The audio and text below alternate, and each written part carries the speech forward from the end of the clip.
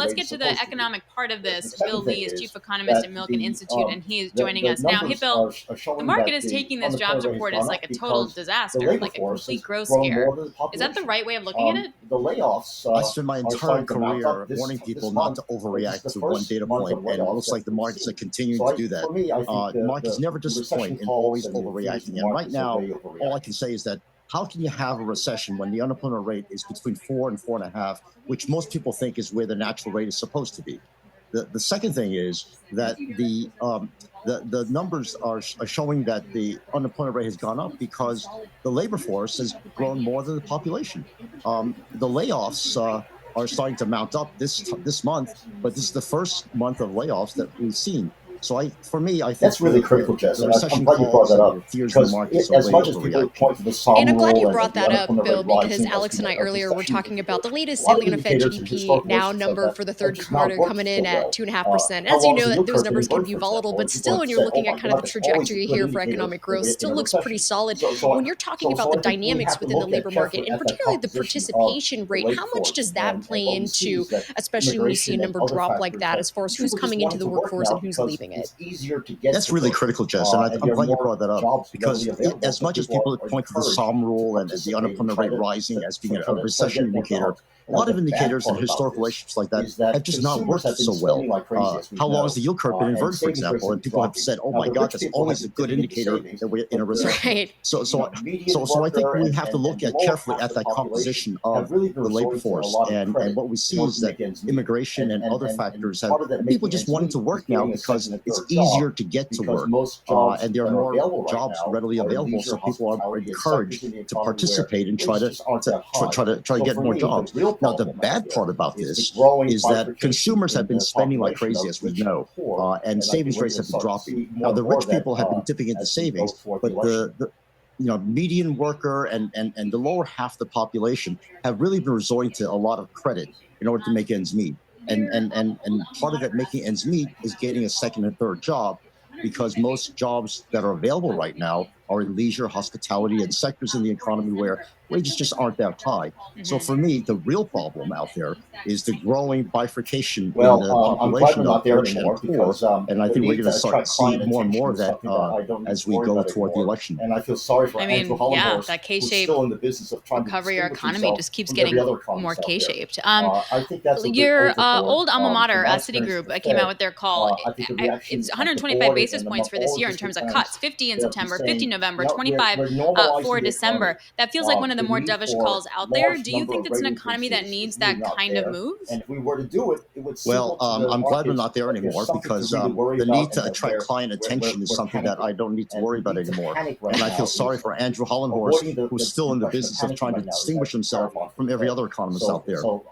I think that's a bit overboard. From my experience at the Fed, I think the reaction at the board and among all the district banks, they'll be saying, we're normalizing the economy.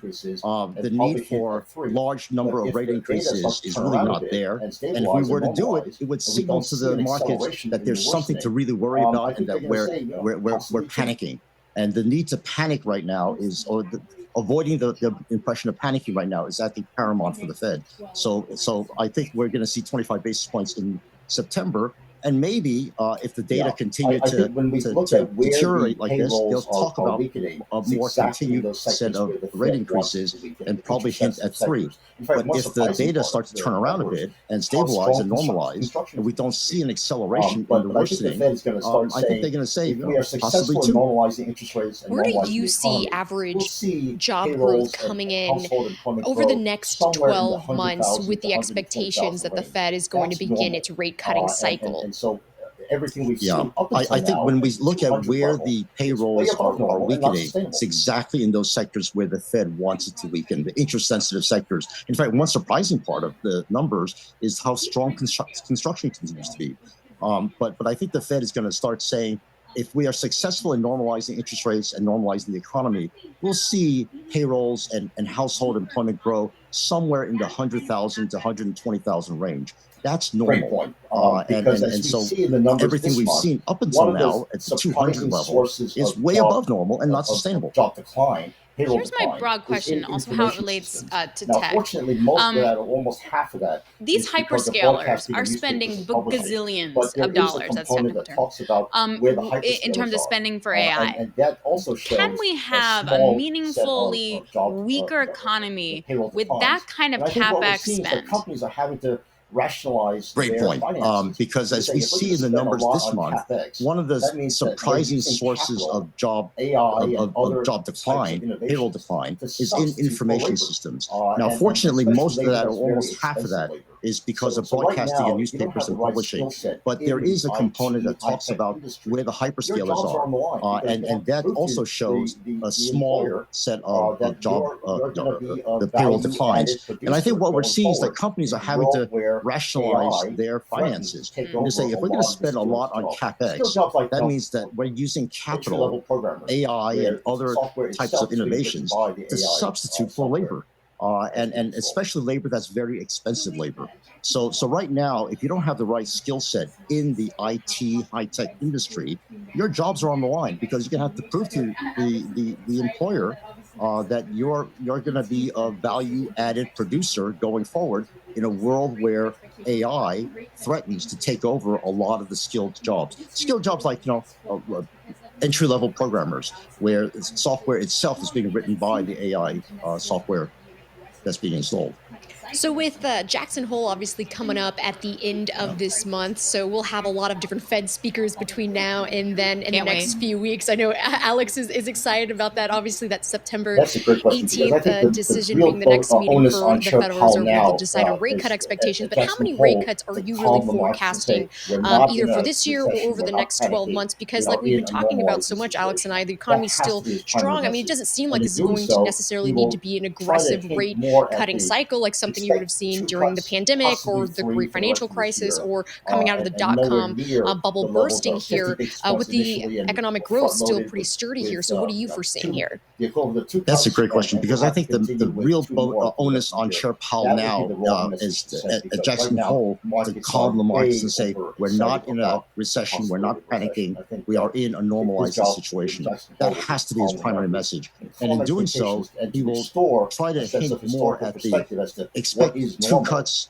possibly and 3 for the what rest of is a this normal year, Fed reaction and to nowhere what's going near on, the which levels is of 50 basis points moderating initially, interest and rates, we'll because they front are loaded restrictive right now. with There's no question. 2 But we the don't need equivalent to of 2 panic cuts, and we'll have to cut them continue so with 2 aggressively. more for the rest of the year.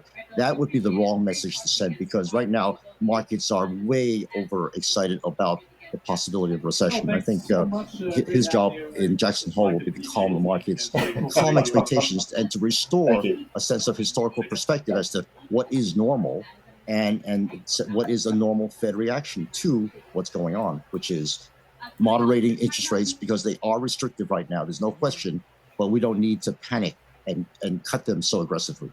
All right, Bill, we appreciate it. It was great to talk to you again. It's been a while for me. Bill Lee, Chief Economist at Milken Institute. Really good to get that perspective. So sort of walking that tightrope then of having to work back some expectations now for more Fed cuts, but keep showing that the economy does need a little bit of support. That is another kind of tightrope balancing that the Fed's going to have to do over the next few weeks. Coming up,